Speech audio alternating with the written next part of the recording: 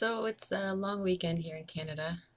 Um, it's funny because typically before the day before the stores kind of close, you'll find people who tend to go to the store for last minute food items or grocery items just in case they run out, and then nothing's open and nothing's available for them to purchase. Uh, I kind of decided that I am going to kind of stick to my original goal, which is to just take some time off, get back into kind of like a slower rhythm of reading and kind of trying to integrate gradually some of the ideas that I have kind of talked about. And um, I don't really know what new topic to kind of discuss other than some of the ins and outs of finding a job that you want to have almost complement your way of life, and how complementing that with a social identity that's online, like with some of the social media platforms, might be a good idea. So, um, kind of aligning with that, it's kind of curious how I know LinkedIn used to have kind of like a professional profile available for individuals who wanted to kind of have something available for them to collaborate across different professions.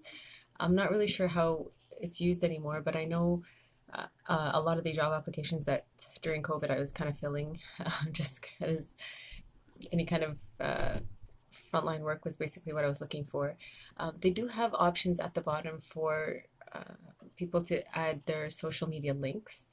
So I was just curious, to what degree do people think resumes are still a thing? Like if you think of like in professions in academia, they have the curriculum vitae, which is almost to say it kind of has a list of all the different academic research papers and the interests that certain professors or academics have, so that you can almost know, if I do want to go to this university, for example, this is maybe somebody I want to align with. That's something important because as students, sometimes we don't think about that as much. Like, who is it that I want to be studying with?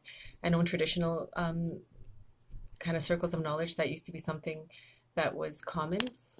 Knowing who somebody studied with, and dating back to maybe the Prophet's time, was something that was considered to be almost fortuitous. It's almost like, you have some of the knowledge as it is, or kind of the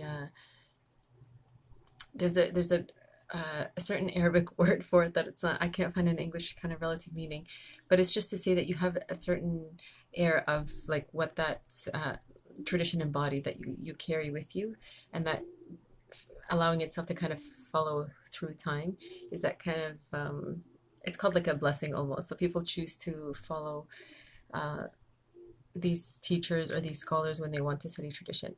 With um, academics and like secular learning, it's not too different. Sometimes people want to know, who did you study with, and what school, and then from there they can kind of narrow things down for themselves. So because my approach has been very, very eclectic, it I don't want to take away from that. It's very important sometimes to let yourself sort of follow what your ideas are, and then maybe eventually through time you decide that maybe I want to make this a little bit more of a formal process, and then from there you can move on.